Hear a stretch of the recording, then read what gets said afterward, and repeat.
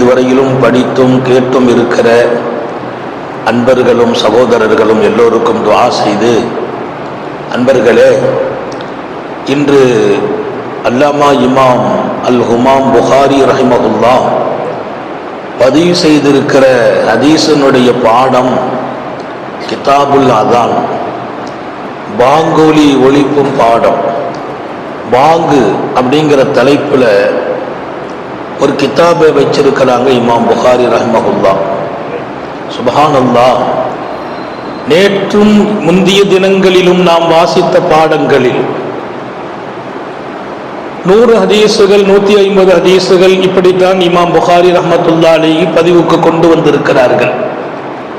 அதிலும் சொற்பமாக 20-18 ஹதீஸுகளை எல்லாம் சில கிதாபுகளுக்கு கீழே பதிவு செய்கிறார்கள். அதானின் பாடம் இன்று துவங்கியிருக்கும், இன்னும் முடியவில்லை. நாளை முடியுமா என்றும் சொல்ல இயலாது. ஏன்? கிட்டத்தட்ட 307 ஹதீஸுகளை பதிவு செய்கிறார்கள். கிதாபுல் அதான் பாங்கொலி என்ற பாடத்துக்கு கீழால் 307 ஹதீஸுகளை இமாம் புகாரி பல்வேறு பாபுகள் பாடங்களுக்கு கீழால் பதிவு செய்திருக்கிறார்கள். ஒரு கிதாபுக்கு கீழே 307 ஹதீஸுகளை கொண்டு வருவது அவ்வளவு சாதாரண விஷயம் அல்ல, எளிய செய்தியும் அல்ல. இமாம் புகாரி ரஹ்மத்துல்லாஹி அலைஹி ஹதீஸை எடுப்பதற்கு ஏதோ அவர்கள் வாழ்ந்த பிறந்த ரஷ்யாவிலே மாத்திரம் இல்லை, உலகத்தின் பல பாகங்களில். ஹஜ்ரத் இமாம் புகாரி மதீனாவில் இருக்கிறார்கள், மக்காவிற்கு வருகிறார்கள், ஈஜிப்டுக்கு போகிறார்கள். இமாம் புகாரி ரஹ்மத்துல்லாஹி அலைஹி அப்படி உலகத்தினுடைய நாடுகளிலெல்லாம் எங்கே மாநபி ஸல்லல்லாஹு அலைஹி வஸல்லம் அவர்களிடத்தில் ஹதீஸை செவியேற்றார்களோ அந்த மனிதர்கள் இருக்கிறார்களா, அல்லது அவர்களிடத்தில் கேட்டு பாடமாக்கி மனதில் பதிவு வைத்திருக்கிற மனிதர்கள் இருக்கிறார்களா? அந்த மனிதர்களும் நம்பகத்தன்மை உடையவராக இருக்க வேண்டும், ஒழுக்கம் சார்ந்து இருக்க வேண்டும். வாழ்க்கையில் ஒரு தடவையேனும் பொறுப்பு வந்த பின்னால் பொய் சொல்லி இருக்கக்கூடாது. இப்படியெல்லாம் நிபந்தனைகளுக்கு உட்பட்டுதான் ஒருவர் ஹதீஸை வைத்திருந்தால் எடுப்பது. இவ்வளவு பெரிய தியாகங்களுக்கு பின்னால் ஒரு பாடத்தின் கீழ் 307 ஹதீஸுகளை கொண்டு வந்திருக்கிறார்கள் என்றால் அல்லாஹ் அவர்களின் மன்னரையை இன்னும் உயர்ந்த சொர்க்க பூங்காவாக்கி வைப்பானாக. பாக்கியம் நிறைந்தவர்கள். இன்றைக்கு வாசிக்கப்பட்ட ஹதீஸு பாடத்தை வெளியிலிருந்து கேட்டால் பாங்கு சொல்றது, பயான் கேட்க கூட பல பேர் பாங்கு சொல்ற பாடம் பாங்கு சொல்றதை பத்தி சொல்லுவாங்க, அப்படிதான் நினைக்க தோணும். அதற்குள்ளே உலகத்தையே கொண்டு வந்திருக்கிறார்கள். மனித வாழ்க்கையினுடைய மொத்த பகுதியின் அலங்காரங்களையும் கொண்டு வருகிறார்கள். சர்க்காரே ஆலம் சுந்தர நபிகள் ஸல்லல்லாஹு அலைஹி வஸல்லம் எப்படிப்பட்ட உணர்வுகளை தன் தோழர்களோடு பரிமாறிக்கொண்டிருந்தார்கள் என்பதை கொண்டு தருகிறார்கள். மழை காலத்தில் எப்படி பாங்கு சொல்ல வேண்டும், கடும் வெயில் காலங்களில் எப்படி இருக்க வேண்டும் பாங்கு, இன்னொரு பக்கம் பிரயாணங்களில் பாங்கை எப்படி அமைக்க வேண்டும், எல்லாம் நேரம் ஒத்ததா இல்லையா, மாற்றமா? கடும் வெயில் காலங்களில் மழை காலங்களில் பல நேரங்களில் பள்ளிவாசல்களில் பாங்கின் அறிவிப்பில் வரும், நீங்கள் உங்கள் வீடுகளில் தொழுது கொள்ளுங்கள், சல்லு அலா ரிஹாலிக்கும், வீட்டிலேயே தொழுது கொள்ளுங்கள். பள்ளிவாசலுக்கு வருவதில் 1000 சிறப்புகள் இருக்கிறது. ஜமாத்தோடு தொழுகுவதில் மிகப்பெரிய பரக்கத் இருக்கிறது. தனி மனிதனின் தொழுகைக்கு ஒரு நன்மை என்றால் ஜமாத்திற்கு ரசூல் ஸல்லல்லாஹு அலைஹி வஸல்லம் 27 மடங்கு என்கிறார்கள். கற்பனைக்கு எட்டுகிறதா? நான் தனியாக ஒரு தொழுகையை தொழுவதற்கும் என்னோடு ஒரு 2 பேரோ 4 பேரோ ஜமாத்தாக இணைத்து வைத்து நான் தொழுவதற்கும் 27 மடங்கு வித்தியாசம். ஒரு லுகர் 27ஆக. எப்படி காபாவிலே ஹரம் ஷரீஃபிலே போய் நின்று நான் ஒரு லுகரை தொழுதால் அது 1,00,000 லுகருக்கு சமம். 1,00,000. இதில் என்ன பெரிய விசித்திரமான நிகழ்வு என்றால், புரிந்து கொள்ளாத மனிதர்கள் இந்த மண்ணில் எத்தனை பெரிய உயர்வான நிலைகள் இருந்தாலும் அவங்க அதுக்கு வந்தும் அடையாமல் போய்விடுகிறார். மக்காவுக்கு வந்து காபத்துல்லாவை பக்கத்தில் வைத்துக் கொண்டு காபாவில வந்து லுகர தொழாம மக்காவில் இருந்து கொண்டு ஜித்தாவில் போய் லுகர் தொழுறவங்க இருக்கிறாங்க. ஜித்தாவில் தொழுதா ஒரு தொழுகை தான், காபாவில் தொழுதா 1 லட்சம், என் லைஃப்ல 1 லட்சம் தொழுக நான் தொழுவேன்னே தெரியல. இங்கே பாங்கு பாடத்துக்குள் எல்லாவற்றையும் கொண்டு வருகிறார் இமாம் புகாரி. வாக்கு பாடம். ஒரு தடவை ரசூல் ஸல்லல்லாஹு அலைஹி வஸல்லம் பிரயாணத்தில் இருக்கிறார்கள். அதற்கு சய்யிதுனா பிலால் எழுந்திருத்து பாங்கு சொல்ல போகிறார். ரசூல் ஸல்லல்லாஹு அலைஹி வஸல்லம் பிலாலை கையை காட்டி உட்காருங்கண்டாங்க. சய்யிதுனா பிலால் ரலியல்லாஹு அன்ஹு ஒன்றும் ஓடல, உட்கார சொல்றாங்களே. பெருமானாருக்கு நேரம் அல்லாஹ் அறிவிப்பான், நபி சொன்னால் பொருத்தம் தான், உத்தம நபிகள் அல்லவா சொல்கிறார்கள். உட்கார்ந்துட்டாங்க. ஒரு அரை மணி நேரம் கழிச்சு எழுந்திருச்சாங்க வாங்க சொல்றது. உட்கார்ந்துட்டாங்க. அவங்களுக்கு அடபடவில்லை. ஆனால் ஒன்று தெரியும், சர்க்காரை ஆலம் ஸல்லல்லாஹு அலைஹி வஸல்லத்தின் ஒவ்வொரு அசைவுகளுக்கு பின்னாலும் மிகப்பெரிய எதிர்காலம் இருக்கிறது மாத்திரமல்ல, அதற்கு பின்னால் ஒரு பெரிய மார்க்கமே இருக்கிறது, வழிகாட்டப்படும் நிகழ்வு அது. இன்னும் ஒரு 3/4 மணி நேரம் 1 மணி நேரம் கழிச்சு வந்தாங்க பாங்கு சொல்றதுக்கு. லுஹருடைய பாங்கு. உட்காருங்கண்டாங்க. இன்று ஓதப்பட்ட பாடம். என் பிரயாணங்கள் எப்படி இருக்க வேண்டும், பிரயாணங்களின் கால சூழல்கள், அங்கே இருக்கக்கூடிய சீதோசன நிலைகள், வெயிலின் உச்சம், மழையின் வேகம் எல்லாம் இருக்கும். சில நேரங்களில் என் உடல் ஒத்துழைக்கும், சில நேரங்களில் ஒத்துழைக்காது. பயணத்தை பத்தி பூமா நபி ஸல்லல்லாஹு அலைஹி வஸல்லம் சொல்ற போது கிதாத்தும் மினன் நார்னாங்க, அது நரகத்தில் ஒரு பகுதியினாங்க. பிரயாணம் என்பது நரகத்தில் ஒரு பகுதி. அவ்வளவு கஷ்டம் இருக்குதுங்கிறாங்க. பிரயாணங்களிலே கஷ்டம் இருக்குது. நபிகள் நாயகம் ஸல்லல்லாஹு அலைஹி வஸல்லத்தின் இன்னொரு ஹதீஸ், சாபிரு தஸஹு, பிரயாணம் செய்யுங்கள், நீங்கள் உடல் சுகமாக இருப்பீர்கள் என்கிறார்கள். புரிய வேண்டுமே, பிரயாணம் நரகத்தில் ஒரு பாகம். அதில் கஷ்டம் இருக்கும், சிரமம் இருக்கும். சராசரியா நான் ஊர்ல இருக்கிற மாதிரி எல்லாம் இருக்காது. நான் எங்க ஊர்ல இருக்கிற அந்த நிலை வேற, இங்க வந்து உட்கார்ந்து இருக்கிற நிலை வேற. நான் அங்க கொஞ்சம் சுயமா இருந்தாலும் இங்க கொஞ்சம் சுயமாலாம் இருக்க முடியாது. நான் ரெடி ஆகிறதுக்குள்ளேயே பிள்ளைங்க வந்து சீக்கிரம் அப்படிங்கிறாங்க. அப்ப கொஞ்சம் அசௌகரியங்கள் ஏற்படும். இது நிலை, உண்மைதான். பிரயாணம் அப்படித்தான் இருக்கும். கொஞ்சம் சரியாக ஊர்ல நேரம் வகுத்து இருப்போம். இத்தனை மணிக்கு தொழணும், இத்தனை மணிக்கு ஓதணும், இத்தனை மணிக்கு படுக்கணும், இத்தனை மணிக்கு பாடம் நடத்தணும். வெளியூர்களில் அந்த மாதிரி நிலைகளை அமைக்க முடியாது. எல்லாம் முன்பின். அதற்கு மேலால் உடல்நிலைகளும் முன்பின், உணவுகள் முன்பின். உணவுகளில் வித்தியாசம். நம்ம பழக்கப்படாத உணவுகளை சாப்பிட வேண்டியது வரும். தண்ணி வித்தியாசம். அந்த சீதோசன நிலை. நம்ம ஊருடைய வெயில் நிலை வேற. மக்காவில் இந்த தடவை 150க்கு மேல வெயில், 150 டிகிரிக்கு மேல, 150. நம்ம ஊர்ல 102 வந்துட்டாலே அப்படிமா, அங்க 150ஐ தாண்டி இருக்கிறது. நடந்துட்டு போறாங்க, திடீர்னு மயக்கமாகறாங்க, கீழே விழுறாங்க, ஆம்புலன்ஸ் தூக்கி ஏற்றிட்டு போற நிலை இந்த ஆண்டு ஹஜ்ஜிலே நான் பார்த்தேன். பிரயாணம் நரகத்தில் ஒரு பாகம் என்று அகிலத்தின் அருட்கொடை ஸல்லல்லாஹு அலைஹி வஸல்லம் சொல்கிறார்கள் என்றால் அதுவும் நிஜம். இன்னொரு செய்தியை சொன்னாங்க, பயணம் செய்யுங்கள், உடல் ஆரோக்கியமாகுவீர்கள். நிறைய பேர் வீட்டில் இருந்தால் ரொம்ப கஷ்டம். வீடு சில பேருக்கு ஒத்து வராது. வீட்டில் ஒரே சாப்பாடு, ஒரே மாதிரியான விஷயம், ஒரே மாதிரி பேச்சு ஏற்றி கேட்டுக்கிட்டே இருக்கணும். சில பேருக்கு அவங்க மனைவியே டார்ச்சர் கொடுத்துக்கிட்டே இருப்பாங்க. சில பேர் வீட்டினுடைய சூழல், வெளி சூழல், இதையெல்லாம் தாண்டி பிரயாணத்தில் ஏற்படுகிற உடல் அசைவுகள் இருக்கு பாருங்க. உடல் அசைவு, ஒரு நடை, கொஞ்சம் பயணம், அதில் உங்களுடைய உடலில் ஏற்படுகின்ற அந்த மாற்றங்களால் சுகமும் அடைவீர்கள். அல்லாஹ் நமக்கு சுகம் அடையும் பயணங்களை நசீபாக்குவானா. அதுல சுகம் கிடைக்கும்.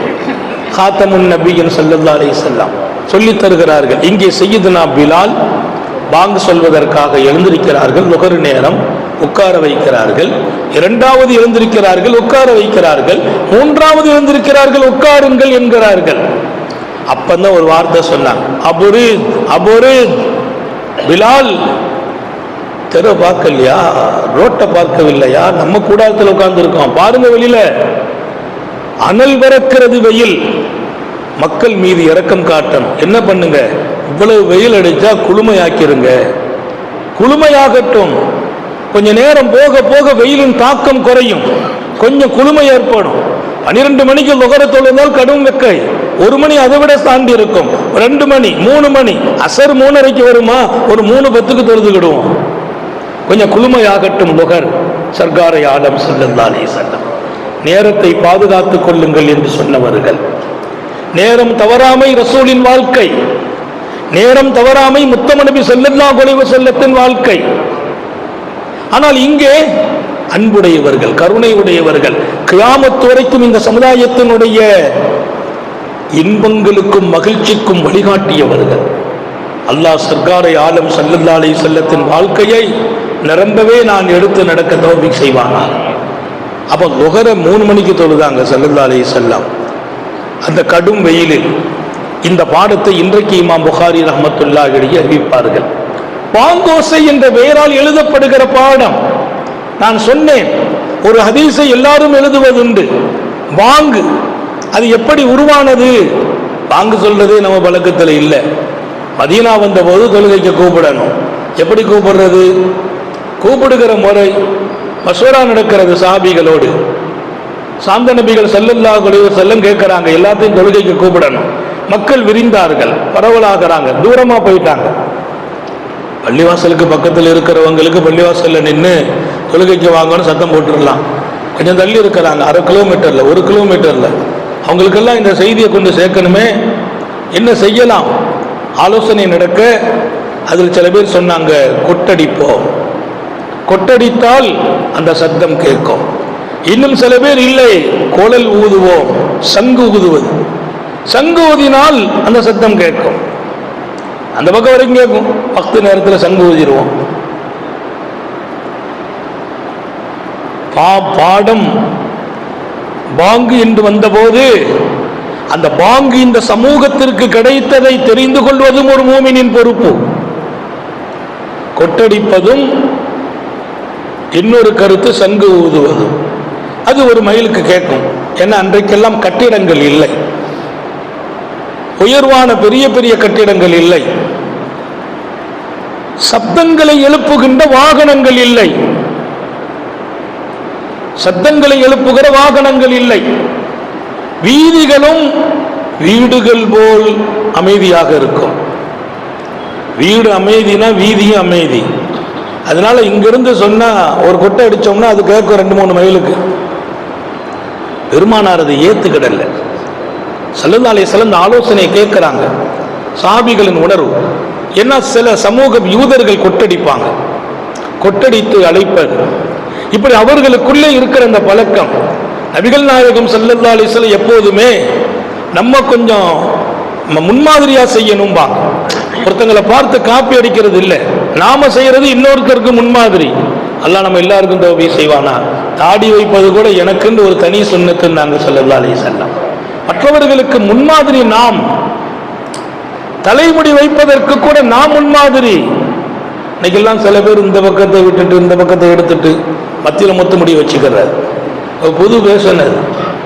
இங்க எடுக்கிறது, இங்க எடுக்கிறது, பின்னால எடுக்கிறது, மத்தியில் மட்டும் வச்சுக்கிறது. அதை பார்த்தீங்கன்னா ஏதோ ஒரு புல்லு மாதிரி குத்திட்டு நிற்கும். பெருமானார் அப்படி ஒரு குழந்தையை பார்க்கிறார்கள் மதீனாவின் வீதியில். பாதி தலை எடுத்திருக்கு, பாதி தலையில் இருக்குது முடி. என்னப்பான்னாங்க. அவங்க ஏதோ காரணம் சொன்னாங்க. வஹலிகு குல்லா அவ் உத்ருக்கு குல்லா, எடுத்தால் மொத்தமாக எடுங்கள், விட்டால் மொத்தமாக விடுங்கள். தலைமுடி வைத்தால் மொத்தமாக வையுங்கள், எடுத்தால் மொத்தமாக எடுங்கள். அங்க முடி எடுக்கிறேன்னா இங்க இருந்து சேவம் அப்படி கடைசி வரைக்கும் எடுக்கணும். இங்க எடுக்காம அப்படியே மேல மேல ஏத்திட்டு பின்னால மட்டும் எடுக்கிறது, சைடு எடுக்கிறது, அது என் சுன்னத்தில்லை என்றார். நான் ஒரு கால கிருதா வச்சிருப்பேன், பிடரி வரைக்கும் வச்சிருப்பேன். நபி வச்சிருந்தாங்க ஸல்லல்லாஹு அலைஹி வஸல்லம். நான் நபீன் என்று சொன்னால், முத்தம நபி என்றால், சர்க்காரை ஆலம் என்றால், சுந்தர நபி என்றால் எல்லாம் அவர்களை அத்தனை வர்ணனை கொண்டு சொல்வோம். அதுக்கு பின்னால நீங்க ஸல்லல்லாஹு அலைஹி வஸல்லம் சொல்லிடுவோம். நீங்க இங்க இருக்கணும், ஸலவாத்துக்குள்ள நுழையணும். அல்லாஹ் எல்லாருக்கும் தௌஃபீக் செய்வானா. கிருதா வைக்கிறது இவ்வளவு தூரம் வச்சிருப்போம். பழைய நம்ம வாலிப காலத்து போட்டோவெல்லாம் நீங்க பாத்தீங்கன்னா இங்க வரைக்கும் முடியிருக்கும். அது என் பெருமான் ஸல்லல்லாஹு வச்சாங்கிற ஒரே காரணம் தான். முடி வைக்கிறது கொஞ்சம் கஷ்டம்லாம் இருக்கும், சீக்கிரமாக தலை காயாது குளிச்சிட்டோம்னா. நபி பெருமானார் ஸல்லல்லாஹு அலைஹி வஸல்லம் சுன்னத் வச்சுட்டே இருந்தோம்.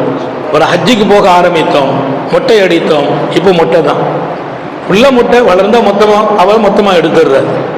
அல்லாஹ் ஒவ்வொரு ஆண்டும் ஹஜ்ஜுக்கு போகிற போதும் அதுக்கு முந்தைய ஒரு மொட்டை போட்டுடுறாரு. எங்கே நான் சொல்ல வரும் செய்தி, என் வாழ்க்கையின் ரோல் மாடலும் முன்மாதிரியும் நபிகள் நாயகம் ஸல்லல்லாஹு அலைஹி வஸல்லம் தவிர்த்து இன்னொருவர் இல்லை. நான் யாரை பின்பற்றினாலும் ஜெயிக்க முடியாது.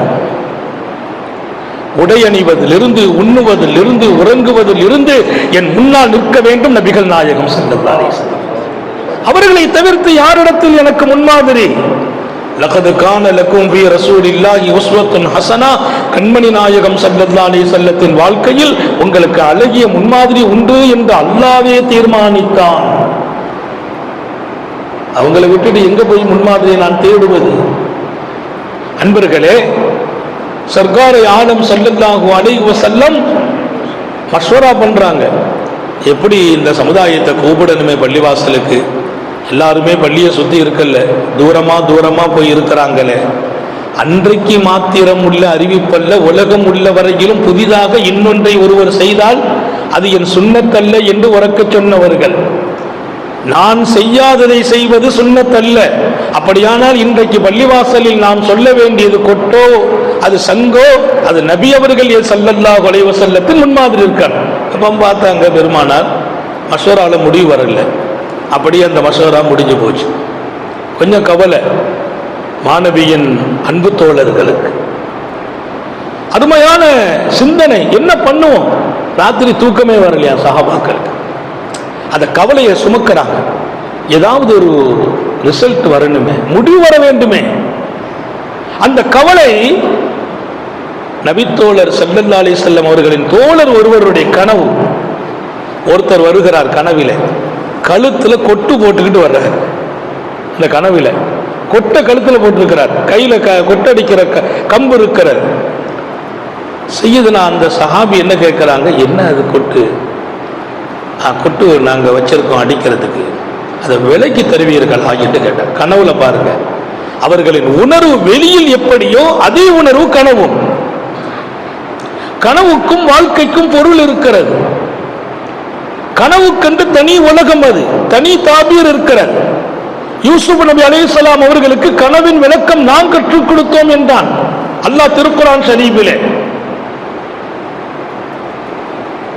கனவு பார்த்துட்டாங்க, வந்து சொன்னாங்க, அதெல்லாம் ஒண்ணும் இல்லை, அல்ல, அது ஒரு தனி பொருள். அல்லாமா இப்னு சீனி ரஹ்மத்துல்லாஹி அலைஹி கனவுலகத்தின் மாமேதை. அவங்கள்ட்ட ஒருத்தர் வந்து சொன்னார், பாப்பா நான் ஒரு கனவு பார்த்தேன், ஒரு கனவு பார்த்தேன். அவர் வந்து சொல்றார், வாயுக்கு கீழே பணம் இருப்பதா கனவு பார்த்தேன்னு சொன்னார். நெருப்பு. அவர் சொல்றார், நான் ஒரு கனவு கண்டேன், நெருப்பு பிடிக்கிற மாதிரி கனவு கண்டேன். முதல் கனவு அப்படி, நான் இந்த வீடுக்கு நெருப்பிடிச்சு எரியிற மாதிரி கனவு கண்டேன் அப்படின்னு சொன்னார்.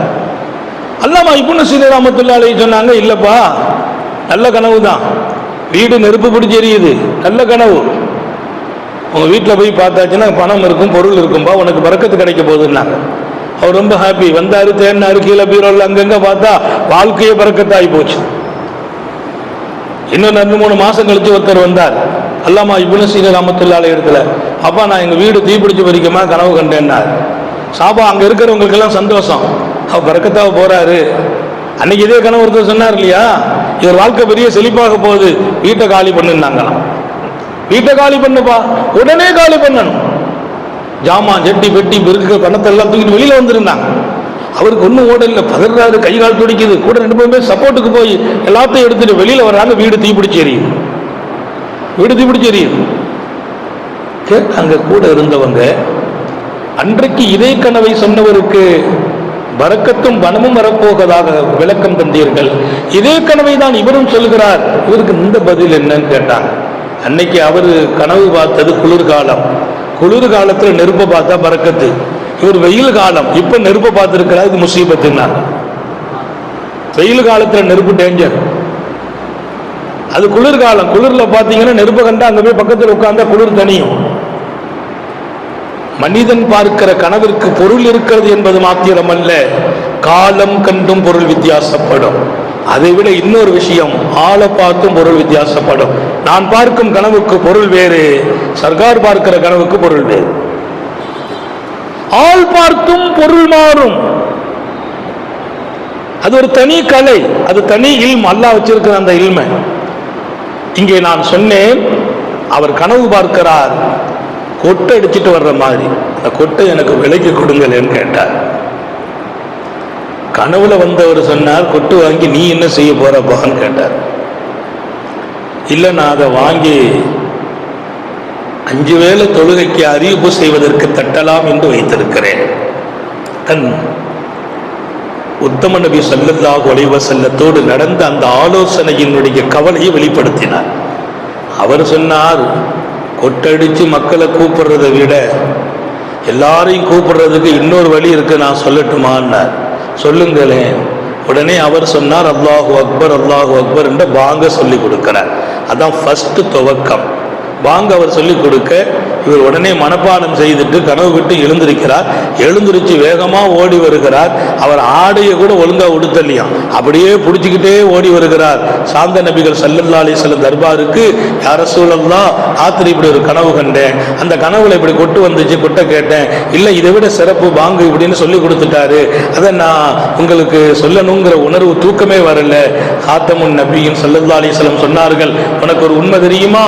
அந்த கவலையோடு நீ படுத்திருந்தாய், நபிகள் நாயகம் ஸல்லல்லாஹு அலைஹி வஸல்லம் பாங்கு சொல்வதற்கு மக்களை எல்லாம் அழைக்க வேண்டுமே என்ற அந்த உணர்வு, அந்த உணர்வில் உன் கனவில் காட்சி அளித்தவர் அவர் ஒரு மலக்கு என்றார்கள் ஸல்லல்லாஹு அலைஹி வஸல்லம்.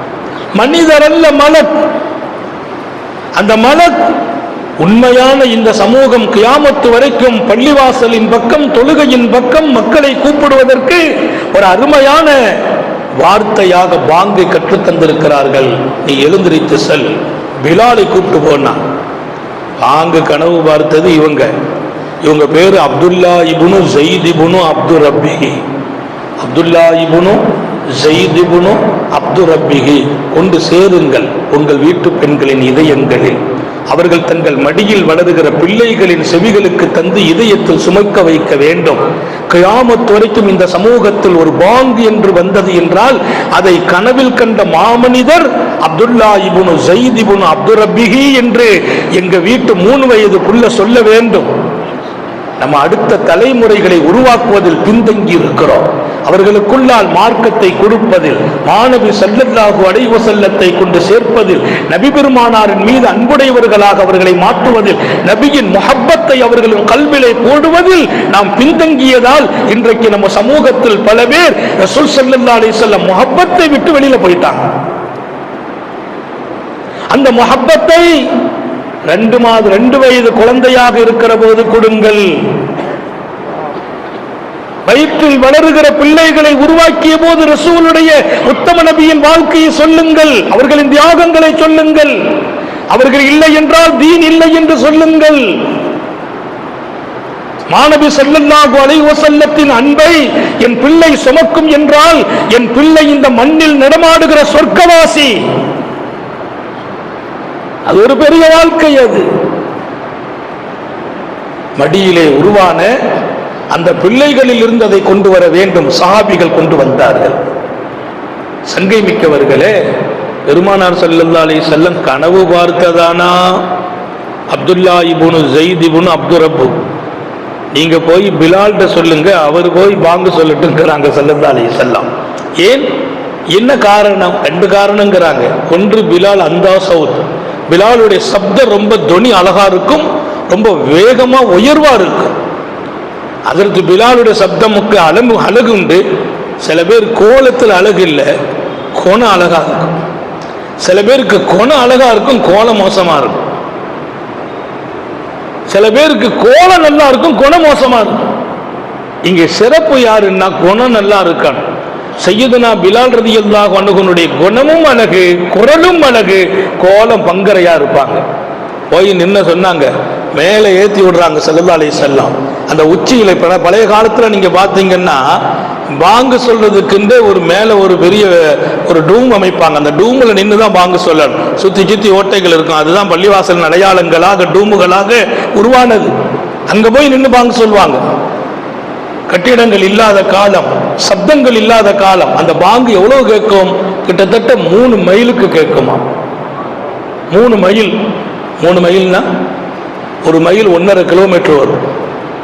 4.5 கிலோமீட்டர். நம்ம இங்க மைக்கு இல்லாம பேசினா கடைசியில் உள்ளவர் எட்டி பார்ப்பார்.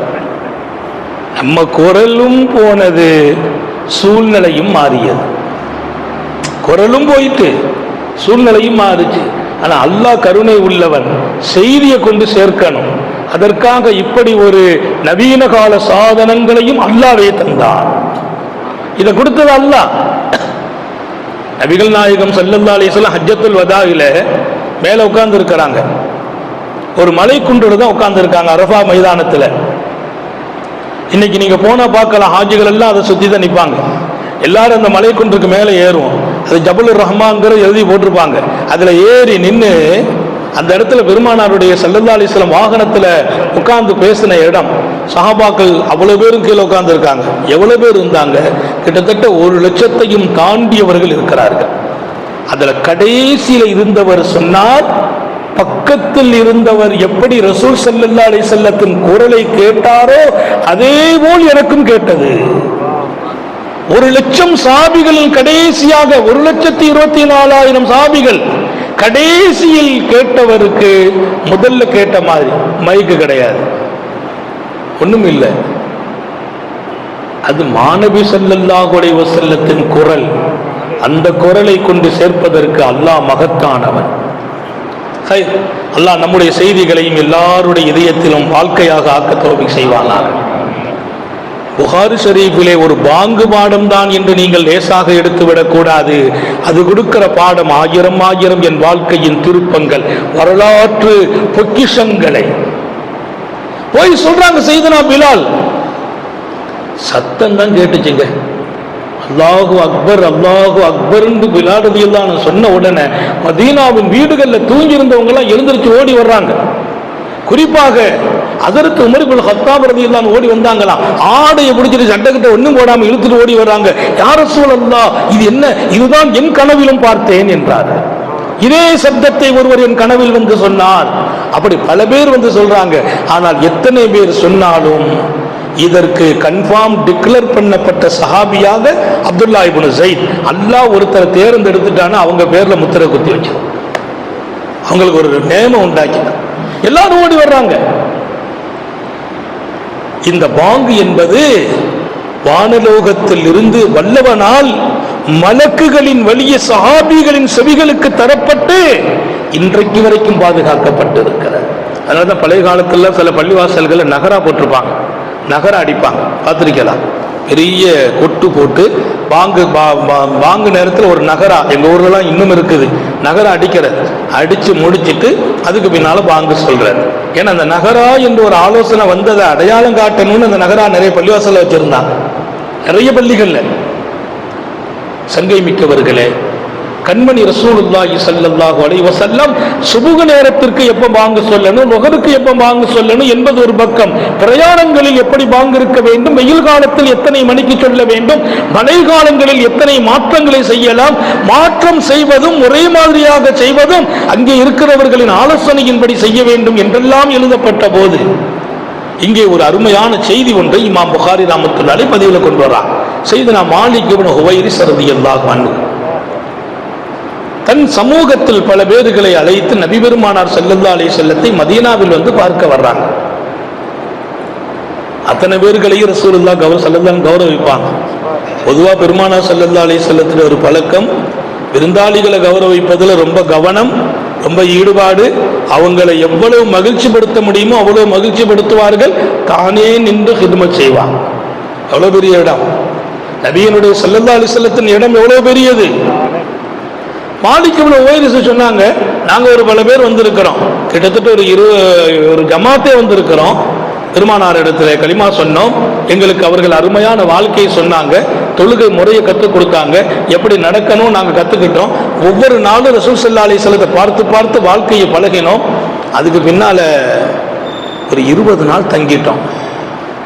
அதுக்கு பின்னால் எங்கள் மனசில் ஒரு ஆசை வந்துச்சு, வீட்டுக்கு போகணுமே, வீட்டுக்கு போகணும். அது தெளிவாக அவர் சொல்கிறார், மனைவி மக்கள் எல்லாம் தேட்டமாகி போயிட்டாங்க. இன்னைக்கு வாசித்த புகாரி ஷரீஃபுடைய பாடம், மனைவி மக்கள் தேட்டத்துக்கு வர்றாங்க. எங்கள் முன்னால் மனைவி வர்ற மாதிரி தெரியுது, பிள்ளைங்களை பார்க்குற மாதிரி தெரியுது, வீட்டுக்கு போகணுமே.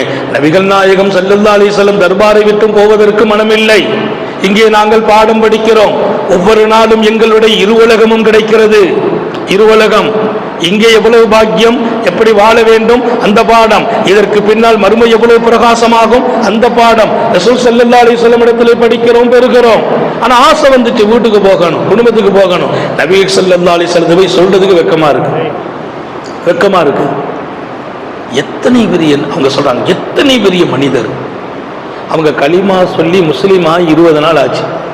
இங்க வந்து களிமா சொல்லிட்டு 20 நாள் நபி ஸல்லல்லாஹு அலைஹி தர்பார்ல உட்கார்ந்து இருக்கிறாங்க. அவங்க சொல்றாங்க, எங்களுக்கு ஆசை வந்துச்சு, மனைவியை பார்க்கணும், பிள்ளைகளை பார்க்கணும், போய் கேட்க வெக்கமா இருக்குது. எத்தனை பெரிய மனிதர் நபிகள் நாயகம் ஸல்லல்லாஹு அலைஹி வஸல்லம் சொல்லிட்டு சொன்னாங்களா, உத்தம நபிகள் ஸல்லல்லாஹு அலைஹி வஸல்லம் எங்கள்கிட்ட வந்து உங்களுக்கு ஆசை வந்துட்டா வீட்டுக்கு போகணுமா குடும்பம் அப்படியெல்லாம் கேட்கல. வந்து இன்னைக்கு எங்க மனசில் விடுற ஆசை, அன்னைக்கு மாலையில நபியா ஸல்லல்லாஹு அலைஹி வஸல்லம் எங்களை சந்திச்சு சொன்னாங்க, நீங்க இர்ஜூ இலா அஹ்லிக்கும், ராத்திரி உங்க ஊருக்கு புறப்பட்டுங்க, ஊருக்கு போங்க. நாங்க போய் கேட்கணும்னு நினைக்கிறோம், வெக்கமா இருக்குது. அவர்களே சொல்கிறார்கள் ஊருக்கு போயிடுங்க. இன்னும் 1.5 நிமிடத்தில் முடிப்பேன் இன்ஷா அல்லாஹ். நேரமும் ரொம்ப முக்கியம். ஒரு நம்ம அரை மணி நேரம் 40 நிமிடங்களாக மாறி 45 வரைக்கும் போயிட்டு இருக்குது. உங்களுடைய ஆர்வம் மிக முக்கியம். அதை விட நான் அந்த டயத்துக்கு முடிக்கிறேன். வீட்டுக்கு போங்க, நாங்க பறைச்சு போயிட்டோம், என்ன இது நம்ம ஆசைப்பட்டோம், மனசுல நினைச்சோம், போய் கேட்க கூட இல்லை, போங்கிறாங்களே சொல்லிட்டு சொன்னாங்க. அந்த மனிதர்கள் 20 பேரும் சொல்றாங்க, அந்த மனிதர்கள் கான ரஹீமன், பெருமானார் ஸல்லல்லாஹு அலைஹி வஸல்லம் மிகச்சிறந்த அன்பாளராக மாத்திரமல்ல இரக்க குணமுடையவர்களாக இருந்தார்கள். கரீமன், சங்கையான மனிதர் அவர்கள். அவங்க அந்த 20 நாள்ல நபி ஸல்லல்லாஹு அலைஹி வஸல்லத்தை பத்தி சொல்ற முகவரி சங்கையானவர்கள், இரக்கமானவர்கள். எங்க உணர்வு என்னவோ அந்த உணர்வை கொஞ்சம் கூட விளையாட்டாக கேலியாக ஆக்கவில்லை, மதித்தார்கள். இன்னைக்கு அந்த உணர்வு விளையாட்டாக்கிடுவாங்க. என்னப்பா இதை விட உனக்கு வீடு பெருசா போச்சா, நாயகம் ஸல்லல்லாஹு தர்பாரை விட உனக்கு குடும்பத்துக்கு போறது ஆசையாகி போயிட்டா? கேட்கவில்லை, எங்களை மதித்தார்கள், எங்கள் உணர்வை மதித்தார்கள். வீட்டுக்கு போக சொன்னாங்க. போகும்போது ஒரு பாடம் மட்டும் சொன்னாங்க, எப்பா ஊருக்கு போயாச்சுன்னா நேரம் வந்தா பள்ளி ஆதீனத்துக்கும் உங்களில் ஒருத்தர் பாங்கு சொல்லட்டும். இந்த பாடத்துக்கு கீழே இமாம் புகாரி ரஹ்மத்துல்லாஹி கொண்டாங்க, உங்களில் ஒருவர் பாங்கு சொல்லட்டும். நேரம் வந்தால் நீங்களா புதுசா முஸ்லீம் ஆகி போறீங்க, உங்க ஊர்ல போய் பாங்க முதல்ல ஹயாத்தாக்கிடுங்க. அதுல எழுதுறாங்க, பெருமானார் ஸல்லல்லாஹு அலைஹி வஸல்லம் சொல்றாங்க, பாங்கு ஒரு ஊர்ல சொல்லப்பட்டு விட்டால் அந்த ஊர் அல்லாஹ்வின் பாதுகாப்பின் கண்ட்ரோலில் வந்துவிடும். எந்த ஊரின் மீது படையெடுத்தாலும் அங்கே எங்காவது ஒரு பாங்கு சப்தம் வந்தால் ஸல்லல்லாஹு அலைஹி வஸல்லம் சொல்வார்கள், இந்த பகுதியில் படையெடுக்க வேண்டாம் என்பார்கள். அந்த பகுதிக்கு பாதுகாப்பு பாங்கு. பாங்கினுடைய அருமை நாம் புரிந்தால் நம்ம ஊரே பாதுகாப்பாயிடும். இங்க பெரிய பரக்கத்து, இங்கன ஒரு பாங்குன்னா அங்கன ஒரு பாங்கு, அங்கன ஒரு பாங்கு, பக்கத்துல பள்ளிவாசலோடு வாழ்கிற ஒரு வாய்ப்பு அல்லாஹ் உங்களுக்கு தந்திருக்கிறான். நிறைவுபடுத்துகிறேன். ஊருக்கு போனால் ஒருவர் பாங்கு சொல்லட்டும். யாரு? வயசென்னா, அறிவாளியா, ஆலிமா, அந்த நிபந்தனையே போடல. அதனாலதான் இன்னைக்கு பள்ளிவாசல்ல பாங்கு சொல்றவருக்கு ஒண்ணுமே தெரியாது, பாங்கு சொல்ல மட்டும் தெரிஞ்சா போதும். பெருமானார் ஸல்லல்லாஹு அலைஹி சொல்ற வார்த்தை, உங்களில் ஒருவர் பாங்கு சொல்லட்டும், அக்பருக்கும், ஆனால் இமாமத்து செய்வது ஒருவர் அல்ல, உங்களில் பெரியவர் யாரோ அவர் இமாமத்து செய்யட்டும். இமாமத்துக்கு பெரியவர் 3 நிபந்தனை கொடுக்கிறாங்க. பேணுதல் உடையவராக இருக்கணும். இந்த ஹதீஸ்ல இல்ல, வேற ஹதீஸ்ல இமாமுக்கு பேணுதல் உள்ளவராக இருக்க வேண்டும். இமாம் ஆலிமாக இருக்க வேண்டும். தொழுகையின் சட்ட திட்டங்கள் எல்லாம் தெரிந்தவரே இமாமத்து செய்ய வேண்டும். அந்தவங்கள் எல்லாம் இமாமத்து செய்தால் அதில் ஏதேனும் தொழுகைக்கு கூடாதது நடந்தால் இமாமுக்கு தெரியாம போயிடும், பின்னால் நிற்கிற ஒரு தொழுகை வீணா போயிடும். எனவே உங்களில் பெரியவர் இமாமத்து செய்யட்டும் என்று சொல்லி அந்த மக்களை அனுப்பி வைத்தார்கள் என்று இமாம் புகாரி ரஹ்மஹுல்லாஹ் இன்றைய பாடத்தில் விளக்கம் தருவார்கள். ஆக நான் சொன்ன ஹதீஸ் துவக்கினேன். பெருமானார் ஸல்லல்லாஹு அலைஹி வஸல்லம் இதா சமீதுமுல் முஅத்தின் பாங்கு சொல்ல உங்கள் காதில் நீங்கள் கேட்டால் உங்களில் ஒருவர் மிஸ்லமா யகூல் அவர் என்ன சொன்னாரோ அதை திரும்ப சொல்லட்டும். இதுதான் இன்னைக்கு பாடம், எடுத்துட்டு போயிடணும். பாங்கு சொல்வதை இன்னைக்கு வாசிக்கப்பட்ட ஹதீஸில் நான் துவக்கிய பாடம். பாங்கு சப்தம் காதில் கேட்டால் அவர் சொன்ன வார்த்தை நீங்க சொல்லணும். அவர் அல்லாஹு அக்பர் அல்லாஹு அக்பர் என்று சொன்னால் நீங்களும் அல்லாஹு அக்பர் அல்லாஹு அக்பர் என்று சொல்லுங்கள். அவர் அஷ்ஹது அல்லா இலாஹ இல்லல்லாஹ் என்று சொன்னால் நீங்களும் அதை சொல்லுங்கள். அவர் ஹய்யால ஸலா ஹய்யாலல் வலா என்றால் லா ஹவுல வலா குவத்த இல்லா பில்லாஹ் என்று சொல்ல வேண்டும். பாங்குக்கு அப்படி நீங்கள் பதில் சொன்னால் என்ன கிடைக்கும் தெரியுமா? சொர்க்கம் போவீர்கள் என்றார்கள். முஅத்தின் சொல்வதை போல் நீங்கள் சொன்னால் உங்களுக்கு சொர்க்கம். பாங்கு சொல்ற போது பேசிக்கொண்டிருந்தால் சாலிஹீன்கள் எழுதுறாங்க அவர் சக்கராத்து கூட கஷ்டமாகிவிடும். பாங்கு சத்தம் கேட்குது, நம்ம பதில் சொல்லாம பேசிக்கிட்டு இருந்தோம், சக்கராத்தும் கஷ்டமாகும். அல்லாஹ் நம்ம எல்லாரையும் பாதுகாப்பானாக, ஹயாத்திலே பரக்கத் செய்வானாக, சுகத்திலே பரக்கத் செய்வானாக, நிம்மதியை நசீபாக்குவானாக. பாரம்பரியமான இந்த புகாரி ஷரீஃபின் தொடர் கியாமத் வரைக்கும் நடக்க செய்வானாக. இதற்கு யாரெல்லாம் பாடுபடுகிறார்களோ, இங்கே நான் பார்க்கிறேன் வயதில் முதியவர்கள் எல்லாம் இளைஞர்கள் எல்லாம் இந்த ஹிதுமத்தில் நிற்கிறார்கள். அல்லாஹ் அவர்களுக்கு பெரும் கூலி வழங்குவானாக. அவர்களின் அடுத்த தலைமுறைகளும் இதை தூக்கி நிறுத்துகிற இடத்தில் ஹிதுமத்துக்கு வரச் செய்வானாக.